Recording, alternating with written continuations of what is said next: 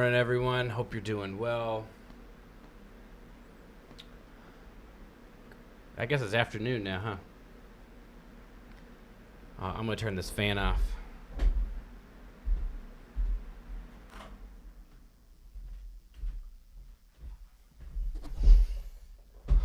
It is way too hot here in Alabama. But that's all right.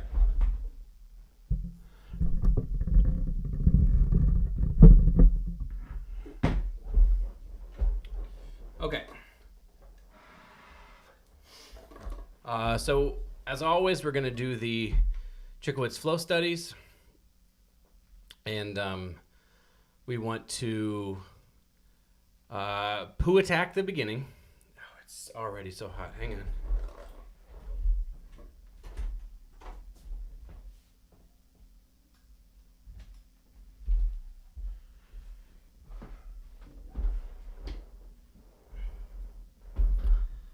All right, we want to poo attack the beginning. We want the very best sound we can possibly get. And then we want to just keep that sound as we go along. We want it to be super smooth. We want everything to be even. And here we go.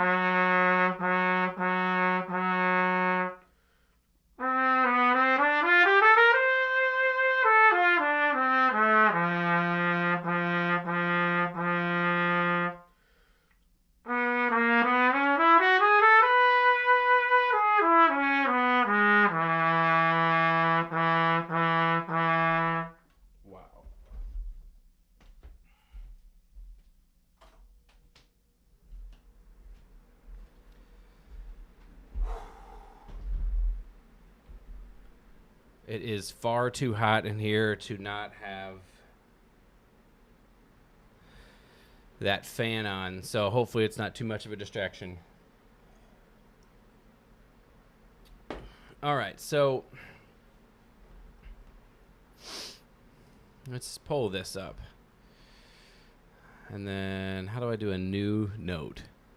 New note. All right. So let's make this smaller. And then I want to add a window capture, add source, window capture notes, add source, notes. Okay, and then pull that in, pull that down, make it a little smaller, and we'll put it right there. Okay, so where's notes?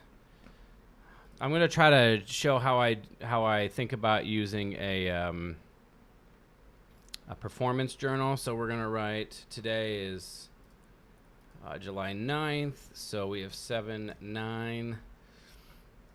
I started, let's just say 12 p.m. So we have warm up, and then we have mouthpiece, buzz. That all went fine. Well, more or less fine. So we have good, and then we have Chico Wicks, and then under that we have set 1. That's the one I just did. That felt really good. So set 2, I'll write 6 beats 16ths, and what that's gonna mean is I'm gonna play 6 beats of 16th notes at the top, and then go back down. So on each of them, this is sort of a level of progression I've recently added from what I was doing before, which was 4 beats of 16th notes. And so we're just trying to add a little bit and get used to that. So, okay, here we go. So turn this out of the way, get it out of the way.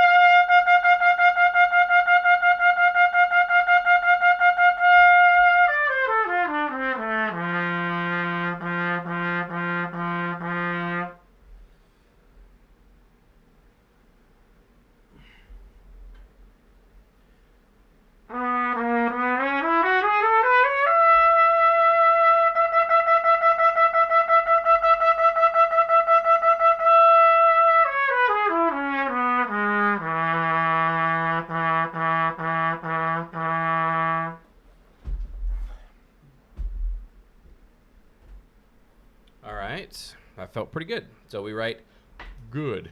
Now, again, my metric for good is, was everything focused? Was everything forward?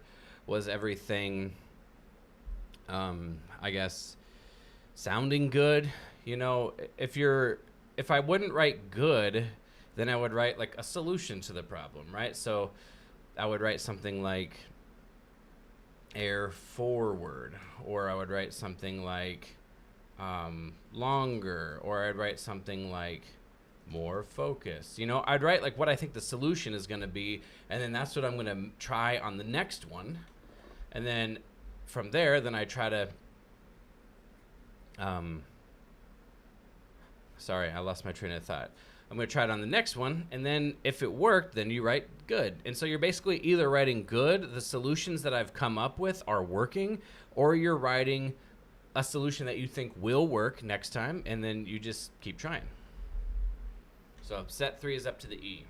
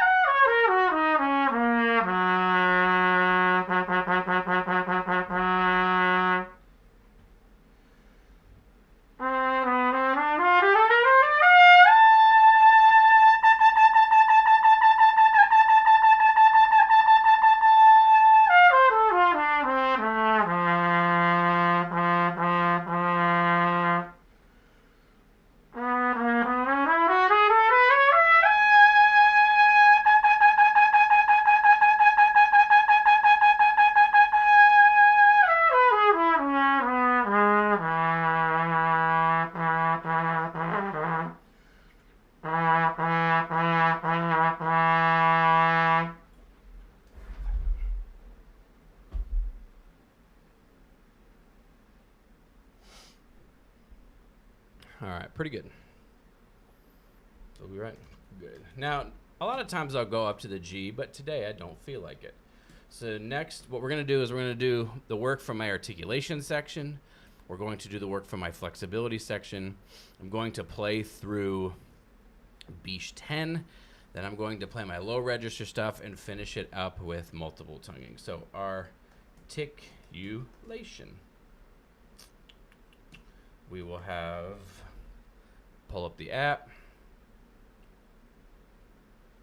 Okay.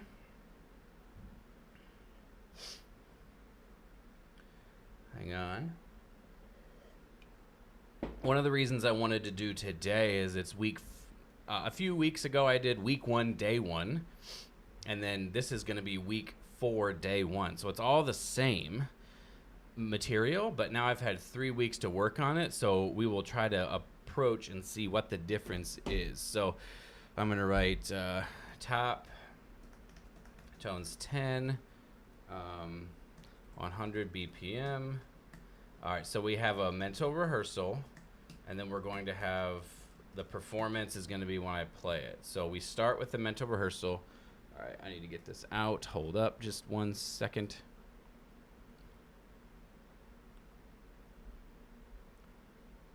I lost you when you do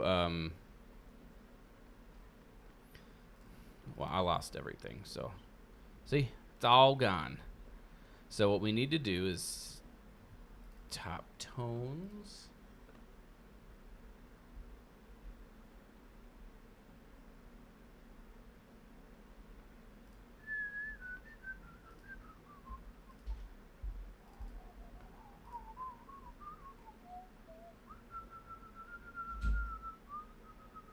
Where is it? All right, so what if we remove that scene? Okay. Window capture, add source, and then we go add new source. Let's call this top tones. Are you there?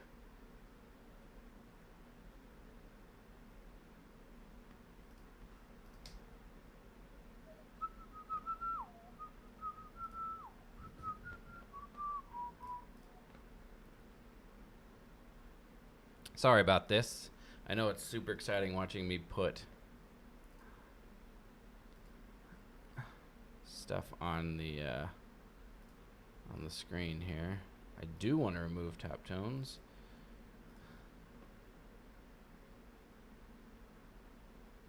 Where is it?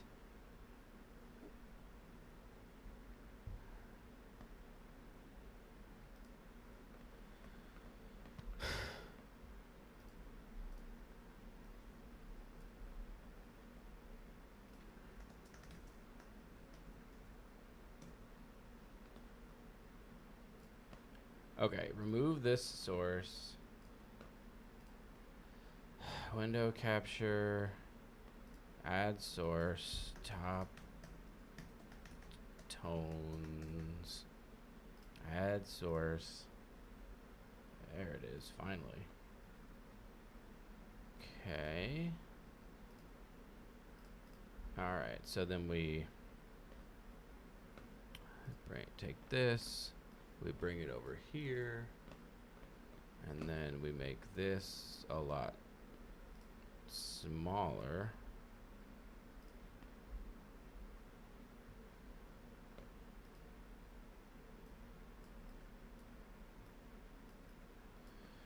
Okay, and then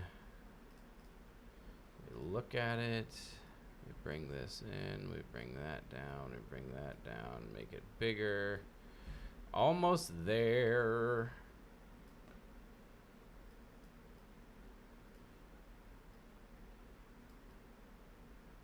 All right, got to get my notes back out, and we will be all set.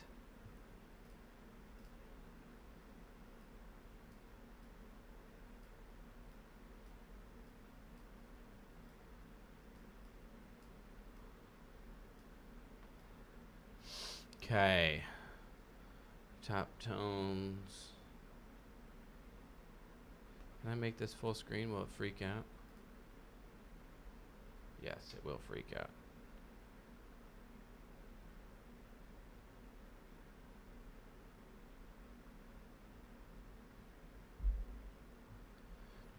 Okay, here we go.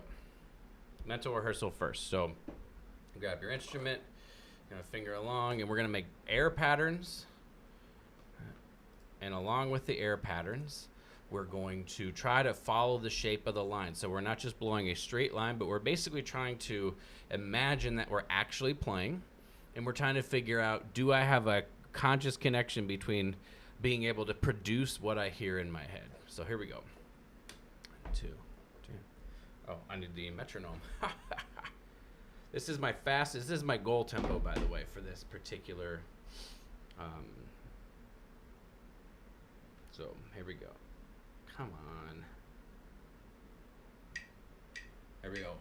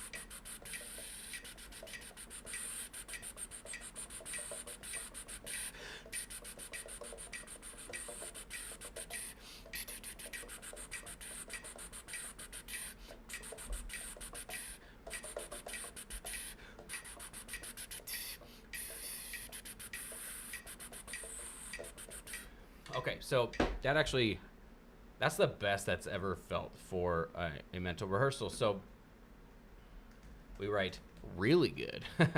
Now I'm going to play it, and my goal is to recreate through my playing what I just envisioned, right? So now I'm trying to copy what I just mentally rehearsed. So instead of just playing to see what happens, now I have something I'm trying to imprint. I'm trying to imprint. Let's see how it goes.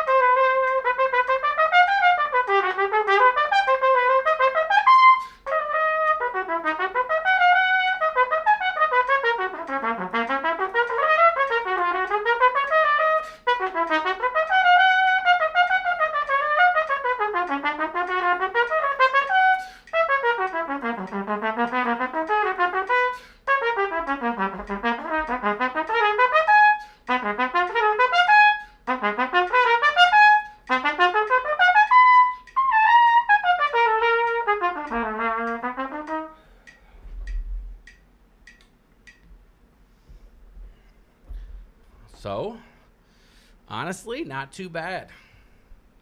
It's even not more too bad, considering that would be the 1, 2, 3, 4, 5, 6, 7, 8, 10th rep I've played this month. And so, for me, mental rehearsal has just doubled the amount of. So actually, in reality, to my brain, I've gotten 20 repetitions this month, but I've only played 10. But because I'm actively using mental rehearsal and seeking to understand how mental rehearsal will help build a blueprint, I'm getting double the work. I'm minimizing the errors I make. If you go back and listen to this from a few weeks ago, there are more errors in the slow version than there are in this version. Not many more, but you can tell I don't understand this etude at that point. And you can tell now when I played it, even though there are a couple of flubs here and there, because it's, a full page of articulation, I'm making far fewer mistakes, but also you can tell that there's just understanding. I know where I'm headed. I know where I'm going. This is what practicing is. Practicing is learning what's happening with the music. It's not just playing through things and then being like, okay, I think I got it. It's actually diving in and making sure you understand every single aspect of what you want to do. And so hopefully the accents came out. Hopefully there's a few spots where I put some differences in dynamic. I put some differences in character. I tried to. And hopefully that stuff comes out. Well, I've been putting that into it every single time. Not just like, well, now I feel like it. And even at slow tempos, it may be a little bit more uncomfortable, or it may be a little bit more difficult. But the thing is it's not. This is a situation where I feel like some people would say, well, I don't know how to, like when I play slow, it doesn't make any sense, so I'm just not going to try to practice slow. No, the goal is to learn how to play slow so it helps you play fast. It's like, to me, everybody needs to play slow, but some people just haven't done it long enough with enough repetition and enough cycles to be able to understand how to get the most out of your slow practice. So that's my opinion on that, and I'm sticking to it. All right, so now we got to go and find socks. What are we doing here? Notes. Okay, now we got to go find socks. I believe 81. Got to wait for IMSLP to figure it out. What would be smart, and what I'll do for the next month's practice, is I'll just put all this stuff into a PDF.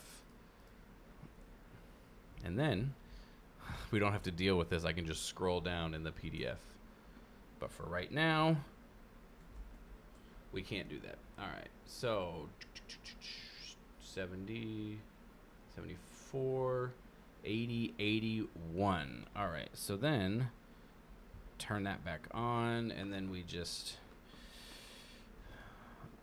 did I lock it? I locked it. So then pull that there, pull that there, pull that there, put that there. All right. So this is, so then we want to go here, socks 81. This is going to be at 94 beats per minute. Come on. Rehearsal. Okay. So we're going to mentally rehearse this too. I don't really take things for granted. I'm not going to mentally rehearse a lot more in this practice session in terms of the flexibility stuff, but anytime, that's the only way I'll not mentally rehearse something is if I am 100% sure I own it and I understand how to do it. But something like this, I never take a chance. I always do it because I want to get that second repetition in, or I want to get that first mental rehearsal repetition in, so I'm just always ingraining good habits. So here we go.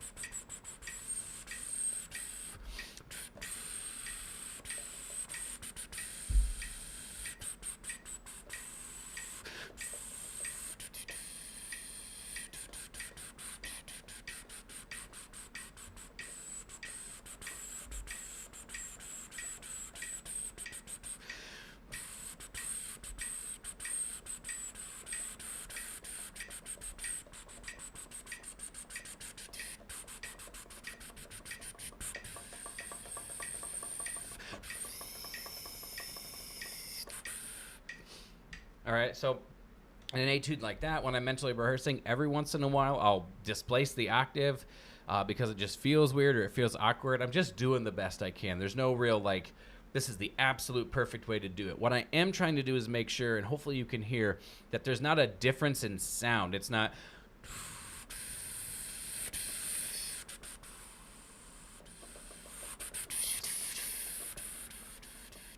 I'm not trying to do that. I'm trying to keep the sound exactly the same because, spoiler alert, that's what I want to have happen when I play. So, good. There's one spot that I missed the fingerings, but I'm not worried about that.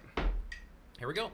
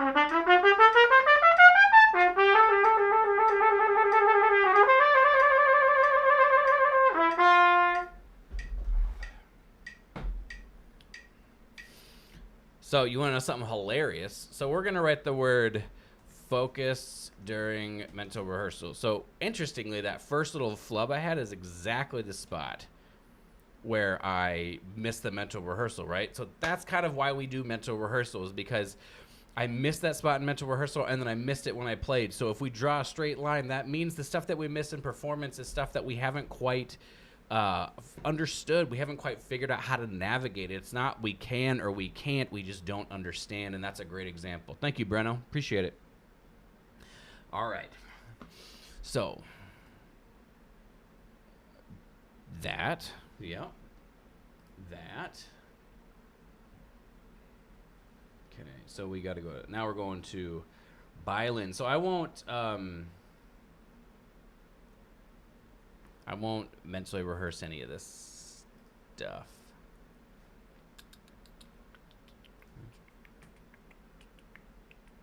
Because I feel very strongly. Yo, Theo.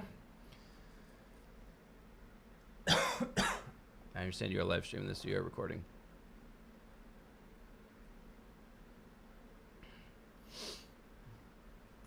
I rarely go back and listen to these live streams. It's not because I don't think it's not valuable, but I do a decent amount of recording through social media. I record these Biche etudes and things like that. So I do go back and listen to my own recording a decent amount.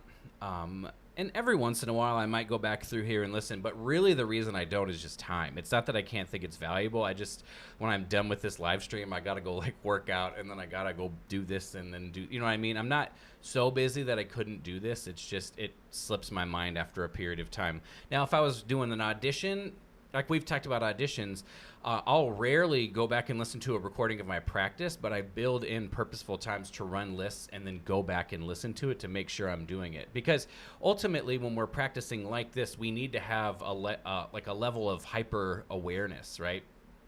Of being able to, know that we are doing it the way we want to be doing it and have some sort of confirmation. For me, the confirmation I'm looking for is there's a feel, a bit of a feel, and just making sure that the sound sounds nice and round more times than not. So I hope that answers your question. If it does not, keep asking questions and we'll get to the bottom of what you're looking for. All right, so I'm just going to dive right into this one.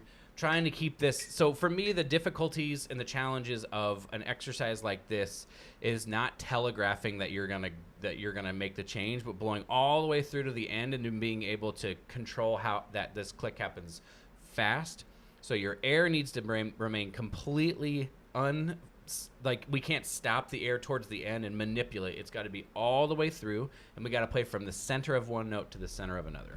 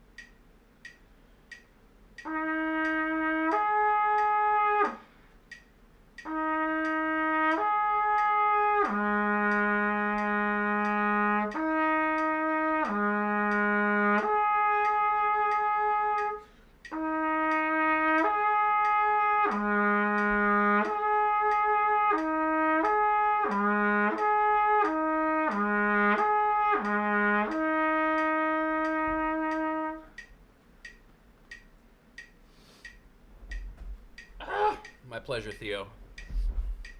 No problem. So you can see that I did make a mistake there. And when I do that, I almost always stop and start from the beginning because I want to regroove what I want it to be. So I want to minimize the amount of errors, but I also want to fix the errors. So this is like when you've committed to performing something and running something, you got to go. You can't stop. But in an exercise like this, the goal is to be able to go from start to finish. And I know that I can do that. So it depends. There's sometimes I'll stop, sometimes I won't. But in a time like that where like the note just doesn't come out, I'll just take a second, refocus, and then try again. And almost always it's fine the second time.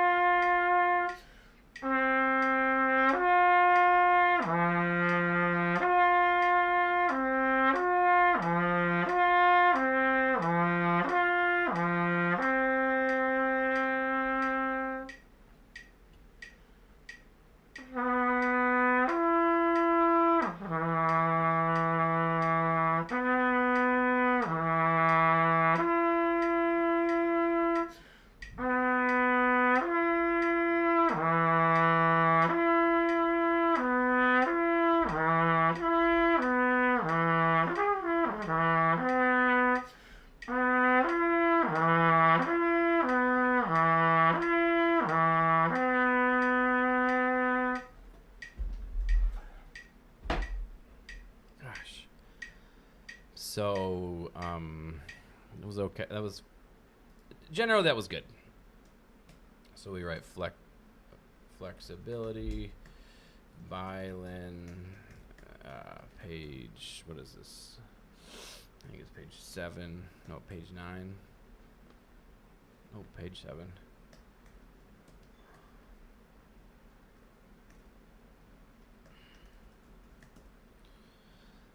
To me, what I feel like I struggle with on that, and I get it, I feel like I'm 94%. What I feel like I'm struggling with that is just not checking out, right? It's like I know what it is, I know what it should feel like, so I feel like I just kind of go, no problem, whatever, and that's not good. So we want to say focus, just stay focused. So then during Violin, page 17, I am assuming that, so what we're basically saying is then the solution is focus, right? It's an issue of focus. So I'm going to bring my best focus now to minimize the amount of issues. So that was my goal tempo as well. So I remember playing that one like 58 a few weeks ago. It's not very fun. All right, here we go.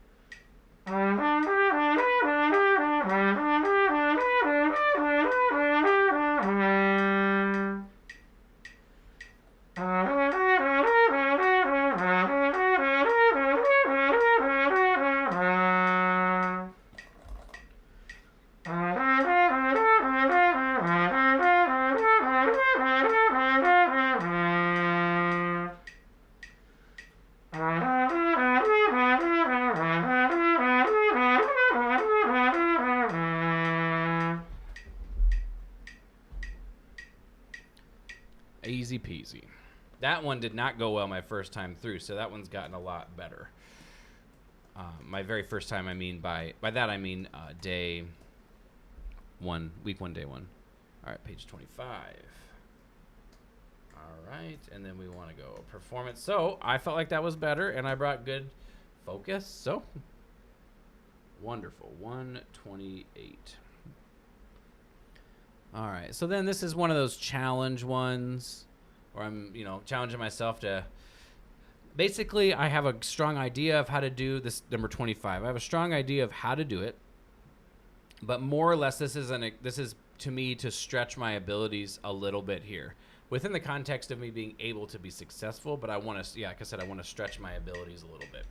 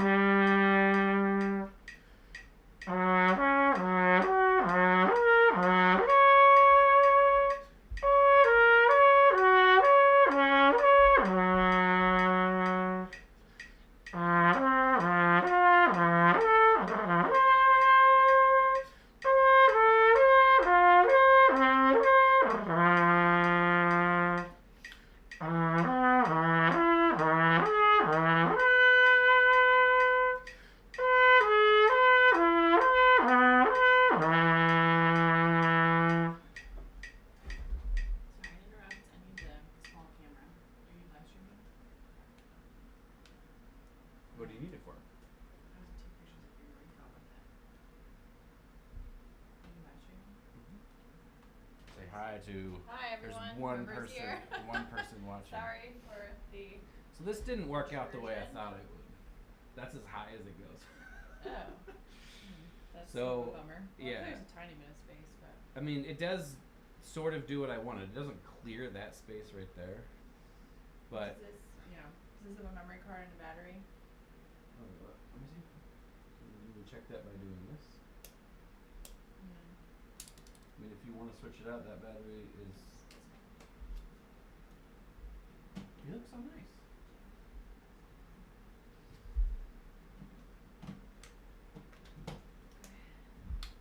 And there's. Yeah, another card. Alright, sorry to interrupt.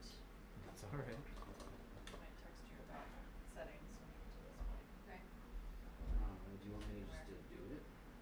Oh, you're in the middle of this. It's okay. Let me see it.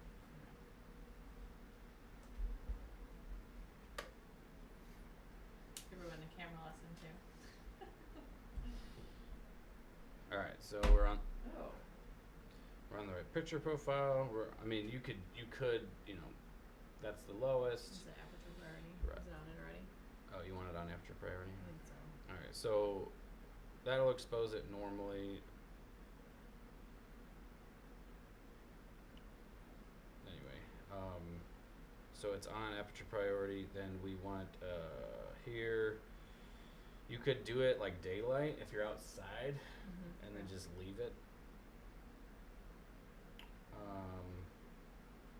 And then yeah, it'll just choose your shutter speed and everything. Okay.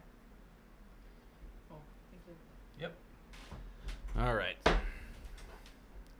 Sorry about that. Okay, so now we're going to do a run of, well, hang on, great. So that for me is,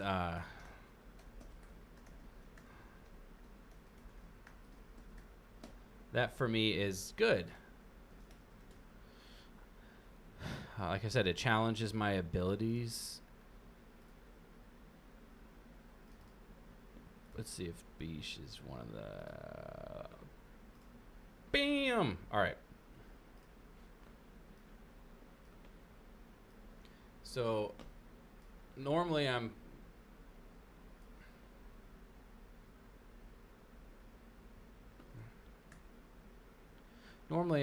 practicing this with the app.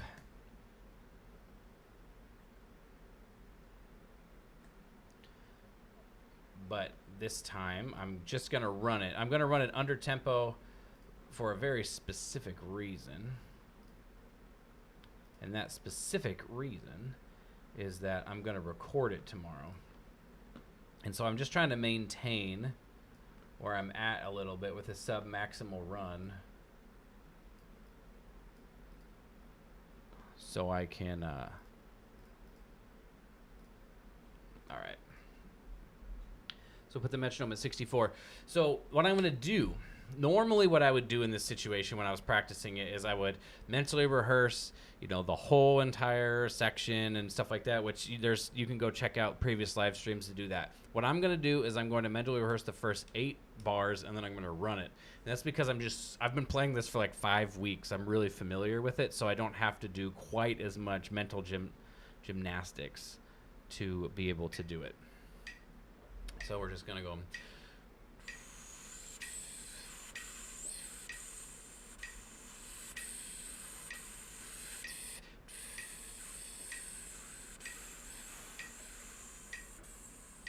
That's it.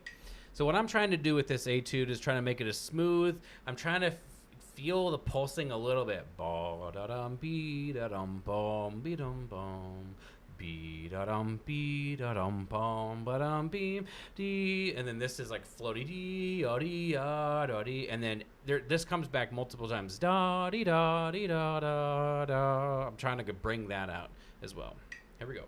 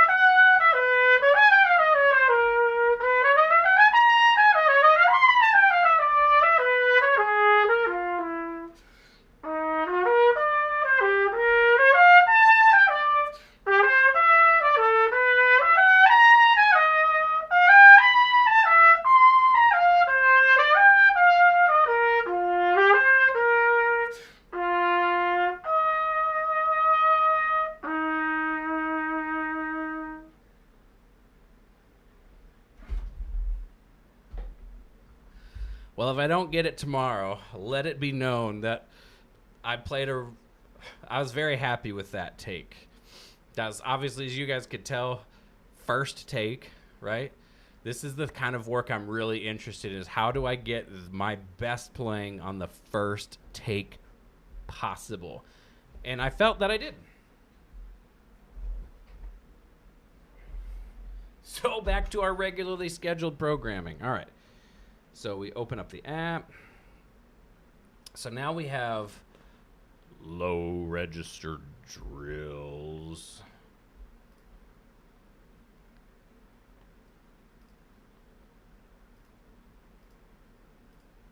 Okay. Low register drills. So low register.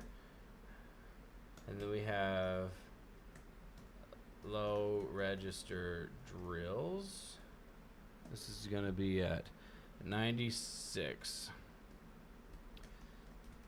All right, so this is the this is Snedicore here. So just 1 second here.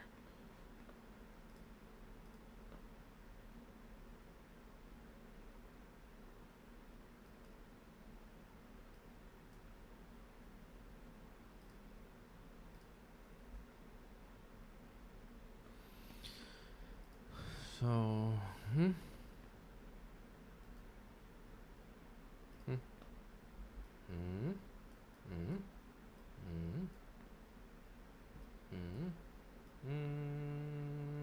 So this is just the first page of the Snedicore low etudes.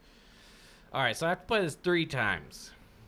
I do this 3 times for the express purpose that I just don't want to assume my low register is awesome and fixed. I need to do my due diligence here. So to make it more interesting, what I've been doing is I've been trying to then extend the amount of time I'm playing long. So what I'm going to do is I'm going to play all of them back to back to back to back to back to back. And then after that, I'm going to play each one twice in a row, one soft, one loud. So here we go.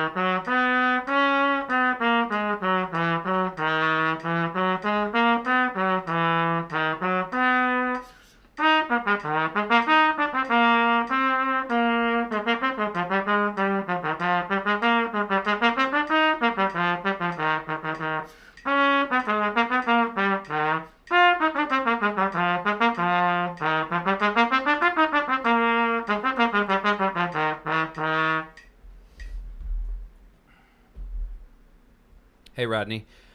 If you mean true paddle notes and not just the low register, there's a number of different ways. The first would be messing with the fingerings, right? Some people, like if you play F, E, D,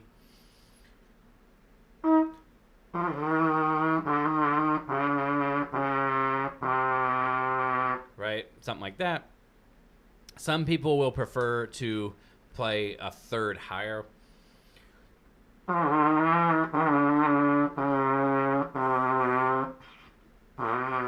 Something like that. Really the thing that's going to help you get the pedal notes. And I'm not great at pedal tones. There's some people who have an awesome pedal C. I've been working for years to get a pedal C, and this is the best I can do.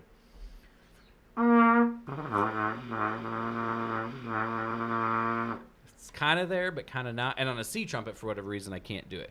But you basically, you got to bring things forward. So if you're trying to drop your jaw, it's not going to work. It's got to be like the focus needs to happen on the aperture. So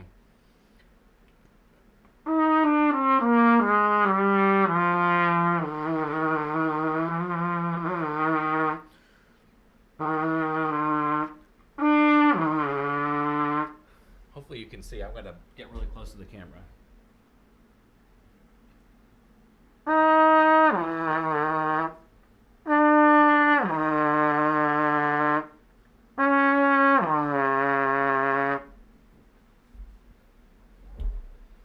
Hopefully, that was probably very weird, but hopefully that makes sense. What we're trying to do is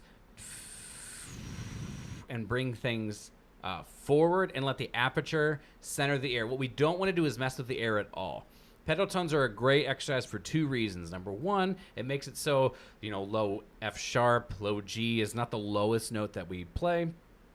And also it really teaches us how to focus to get, be able to hear a core pitch within the pedal tones. So beyond that, you're really trying to just give it time because some of these things take a second. So you want to input the right thing, which is consistent air, very focused air.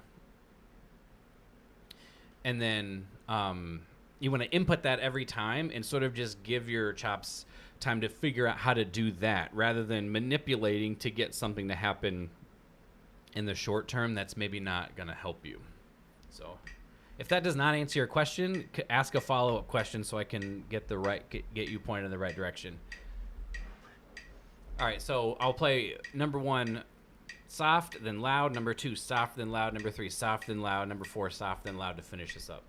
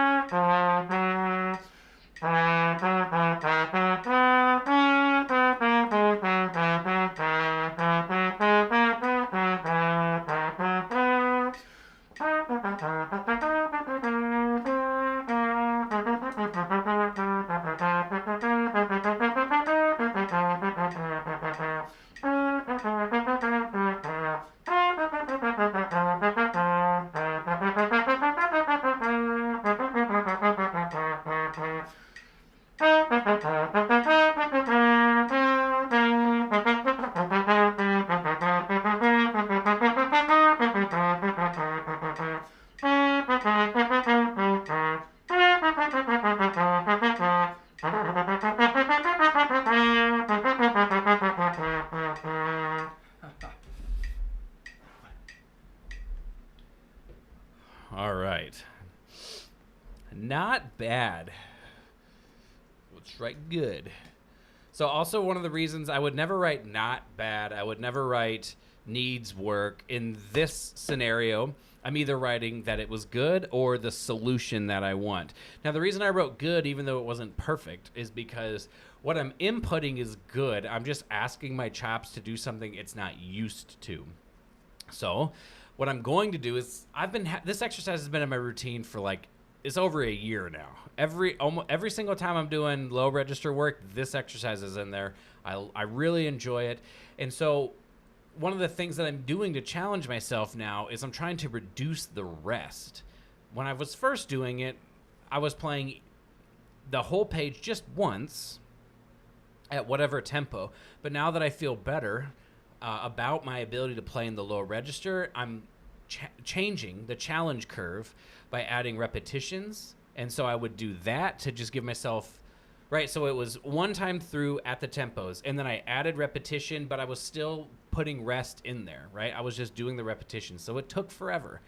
And then now as I'm getting more and more comfortable, I started to reduce the rest. Once I got comfortable with that, I reduced the rest while adding dynamics, and that's where I'm at. So I'm not 100% sure what I'm going to do after this, but you can tell that there's some learning that needs to happen in that. And so I'm not really concerned with what's coming next. I'm concerned with just doing the best I can to get better at where I'm at right now. All right, so Snedecore at 72. I believe this is the goal tempo. So I like to put the Snedecore low etudes, like one of the actual etudes, because I just most of the time I can get away with just doing drills, but I really like to have, like, that's an unrealistic thing I would ask myself to do with low register, right? Like, you're never going to have to play in the low register for that long without any rest. So I like to use one of these to give myself a realistic sense of how my low register is doing. I want to challenge myself in the previous one, but I also want to know, because, you know, if we don't put it in a realistic context, sometimes it can feel like I'm bad at low register, right? If I'm not able to do these challenge things to the best of my ability. So being able to put it in context makes a big difference to me on making sure that I know that although I'm challenging myself and it's not perfect, that's where I'm pushing myself. But where I might need to use it in real life context, we'll see how that goes.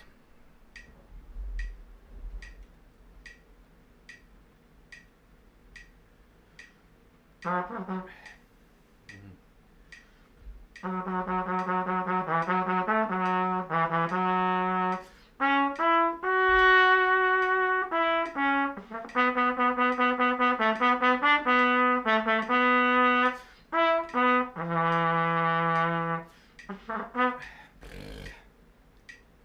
I'm a little tired out.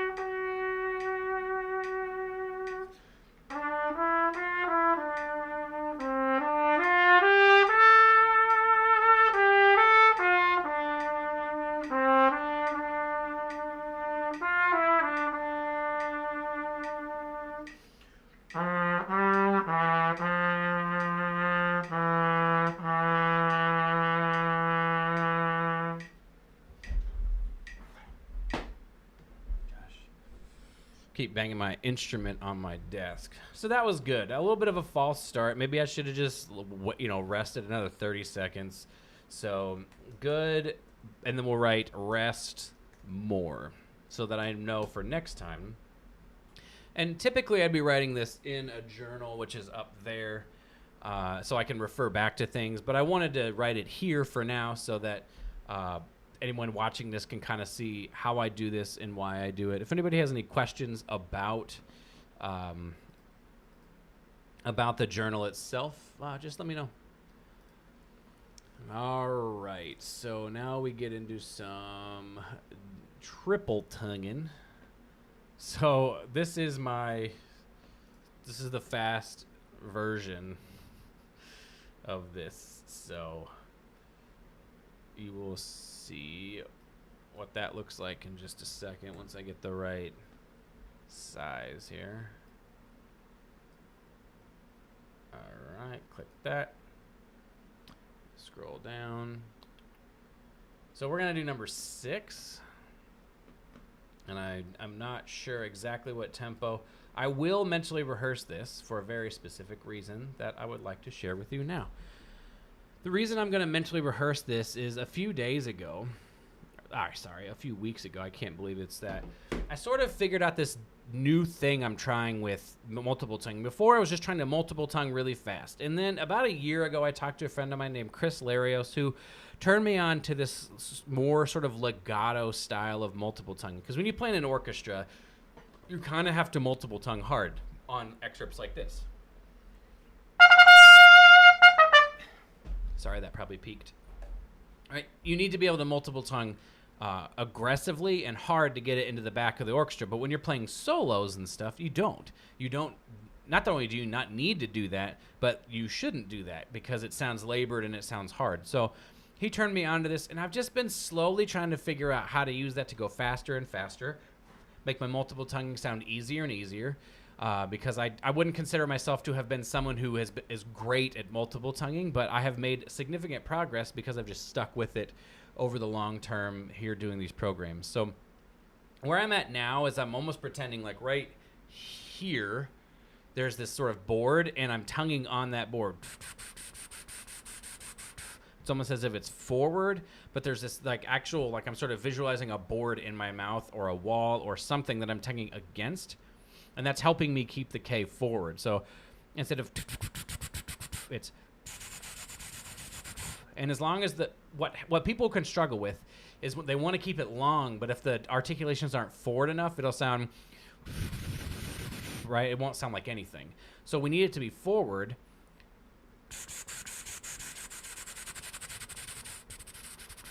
So we can go fast, but there's clarity. That's at least what it sounds like someone like Sergey is doing. So this is at 132. So this is going to be very fast, probably slightly too fast, but I'm okay with that. On a repetition like this, I'm only going to do one of them.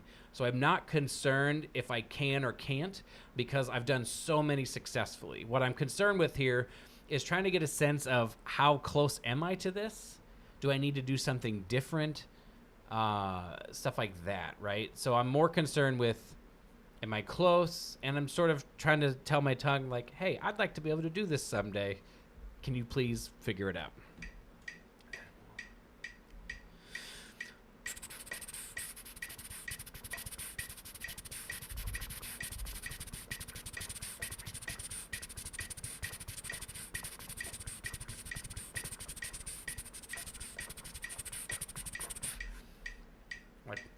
At least the mental rehearsal is close. So, jeez. Multiple tonguing, and then we'll go Arvin Page. What is this? 156, number 6.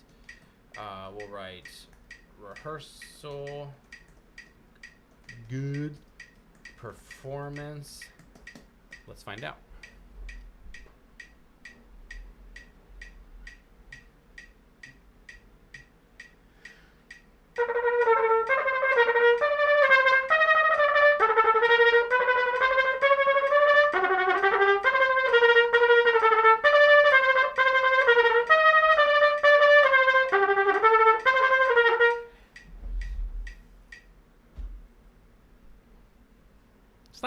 It's not bad. That's right good. I mean,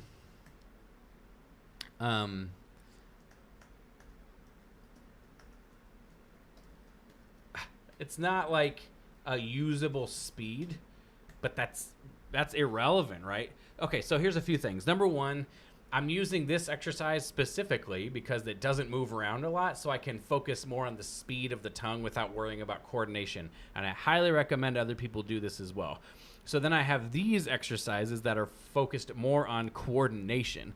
I want speed, of course, but I'm more concerned with, are my fingers and tongue coordinated, and then adding speed. This is again the last month, so the tempos are faster than they were in the first week. This is the last week of the month, and so the tempos are going to be faster. So if you feel like these are really fast, go back, find the one that I did before, the live stream I did 4 weeks ago, maybe 4.5 weeks ago, and you'll see where I started on this. Because we are going to do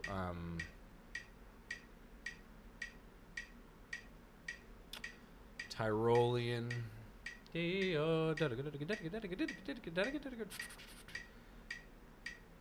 Right here. Is that gonna fit? Nope. Is that gonna fit? No, we can't. We can make it.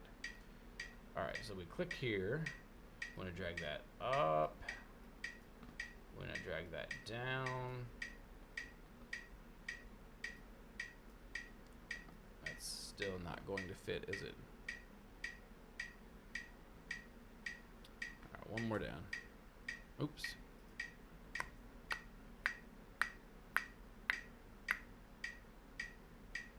that close enough? All right, that's close enough.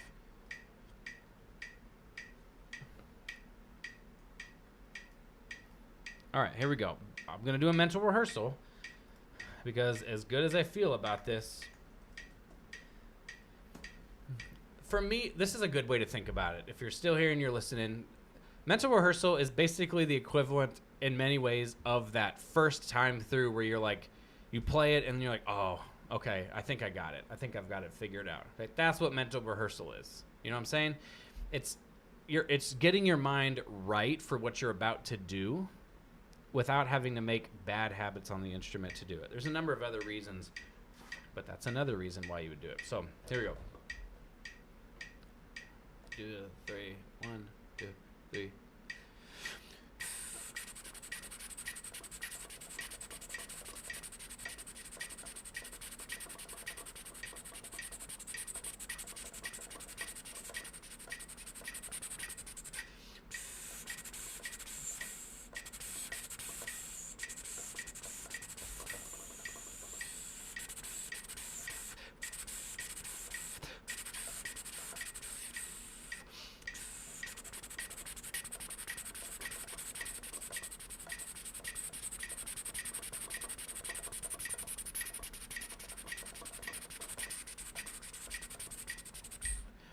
Okay, now we play it.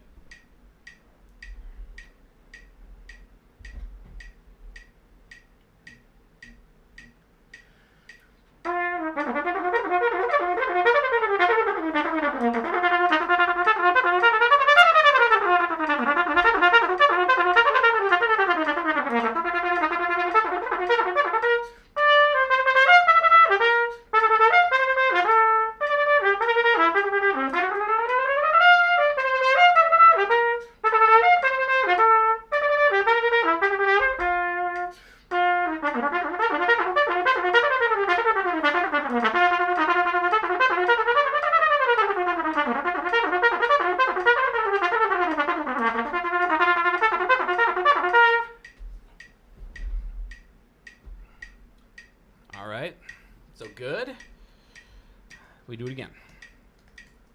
We rest for a second. We do it again. Still feels like it's peaking to me.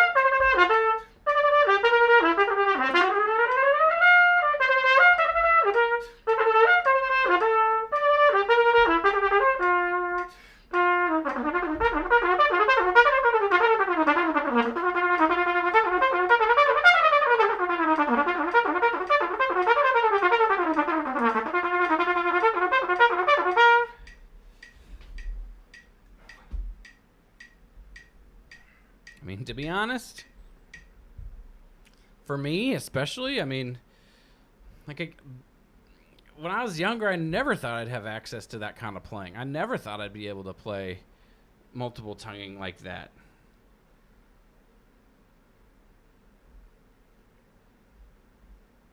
So the fact that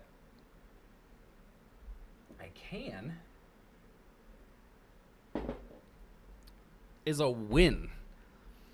Right? Sometimes it's easy for us to compare ourselves to the best players and say, well, if I can't do that, it's no good.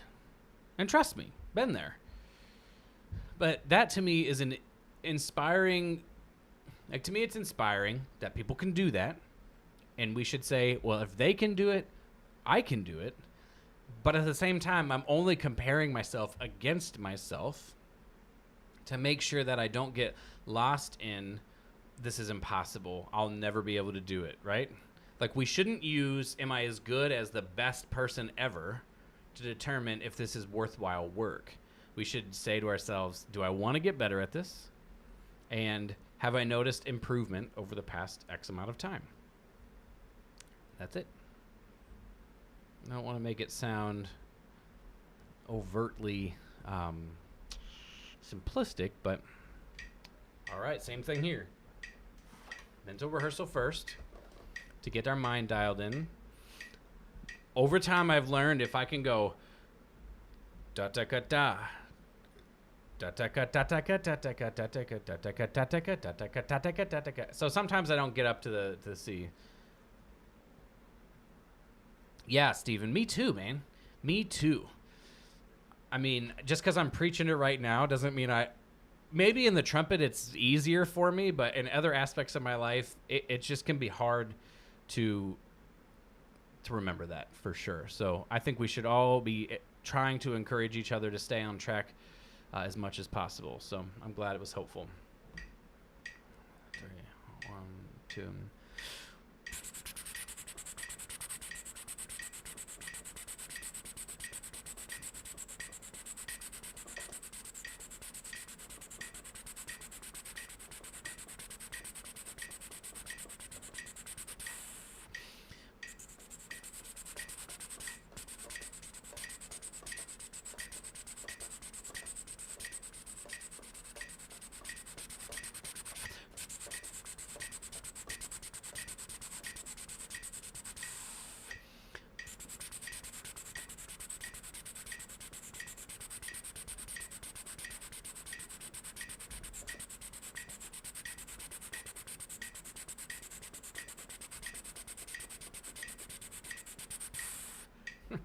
In my head, I can do it. Let's see if I can actually do it.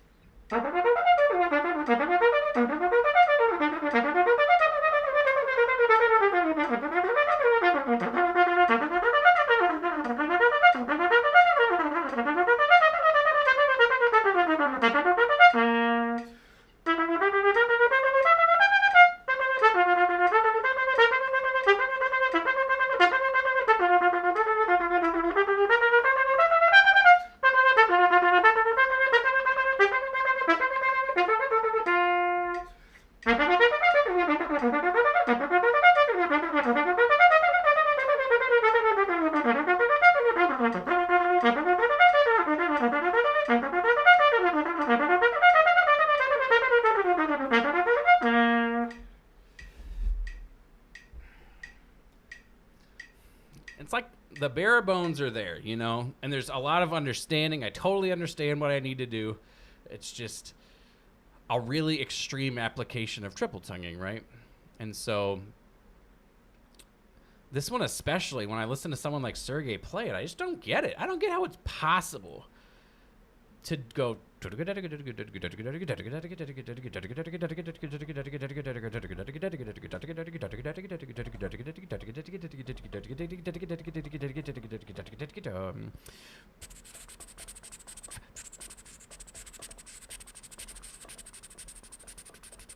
it's like my tongue. Well, anyway, that's for another day.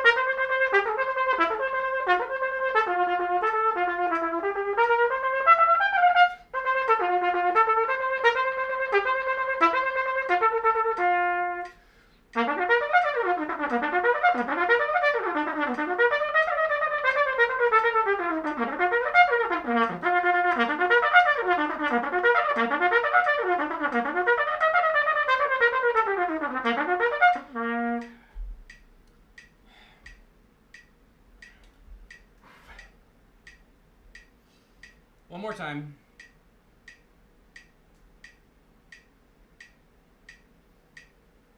As I get tired, as I get fatigued, I need to stay mentally strong to keep inputting what I want to have happen, regardless of if it's actually happening.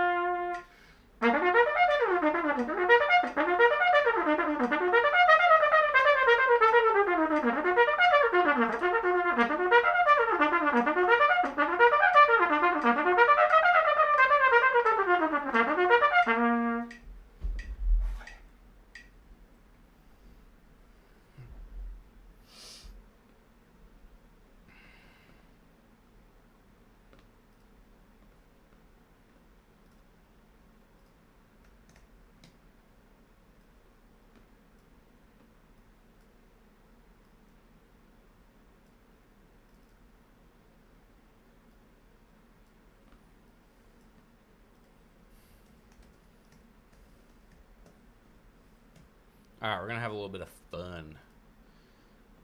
I'm going to try to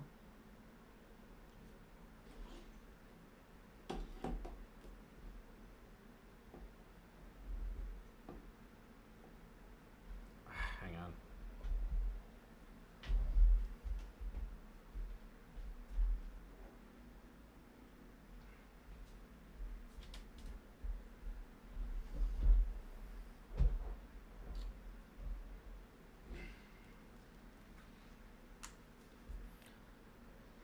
Okay.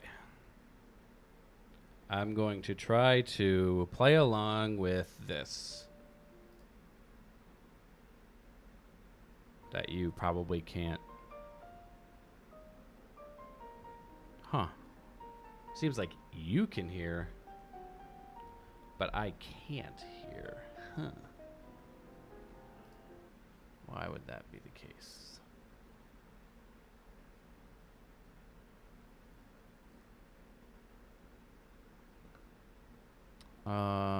Okay, hang on just a second. If I can't figure this out in like 3 minutes, we'll just call it a day. Sound, output, and then what's in the output?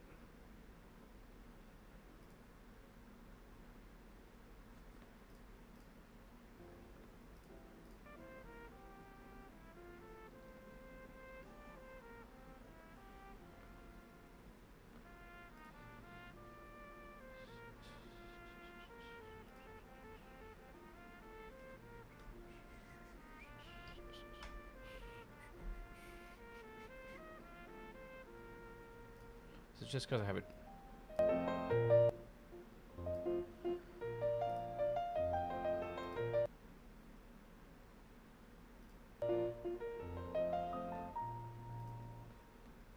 Oh, right. Duh.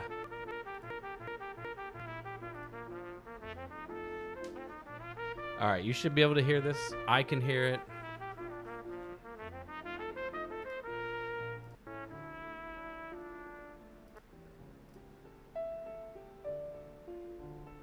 All right, let's have a little bit of fun.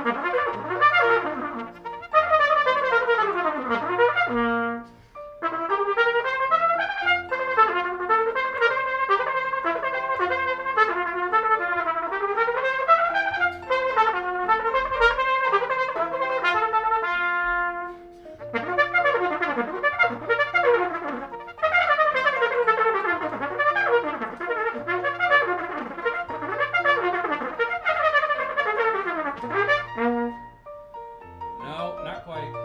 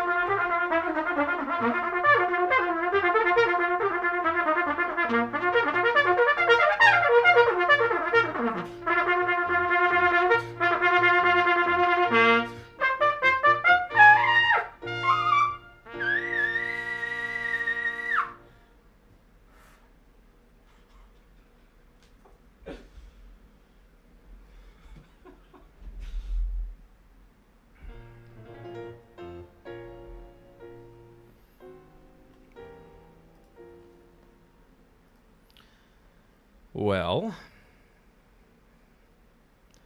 I cannot think of any better ending to that piece.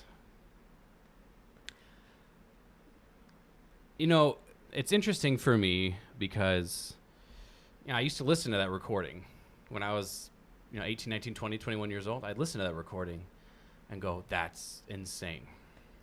That's crazy. And it is. It's not easy, right? The thing that's interesting to me is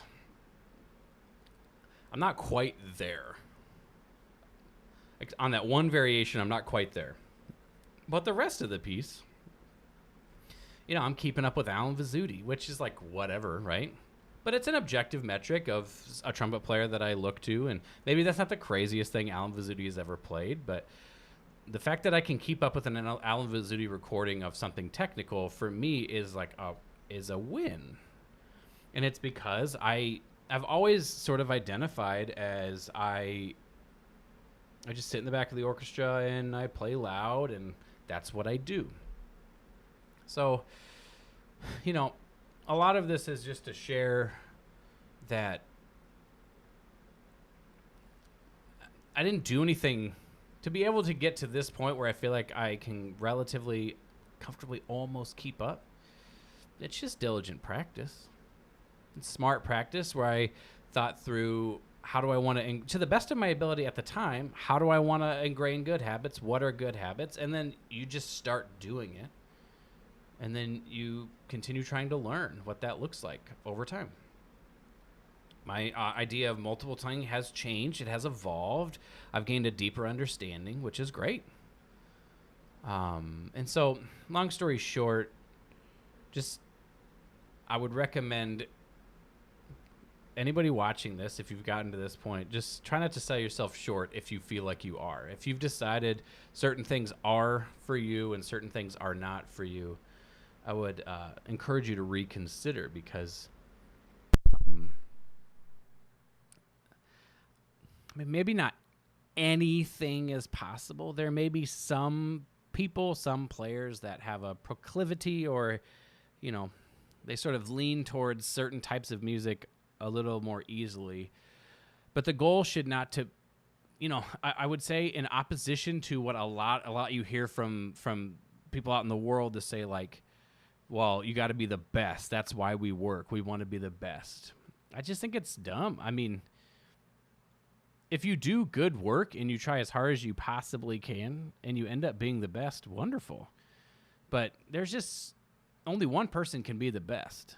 And I realize somebody who's the best will probably listen to me saying this, would hear me saying this right now and being like, well, that's why he's not the best. But, you know, I just think it's a hard life. It's a hard road to live, and some people are willing to do it. But for many of the rest of us, just being able to self-actualize and push ourselves into the best we can possibly be may take us further than if we decided we could or couldn't be the best and we just gave up before we had a chance to find out. So I would encourage people, like I said, anyone watching this, anyone listening, I would encourage you to do your best to not limit yourself, but rather just think, what can I do today that will push me toward whatever goal I have, and see where you get. I can help with that if you want. Just reach out. I'd love to help you with that. So that's going to be all for this live stream. Thank you so much for listening. And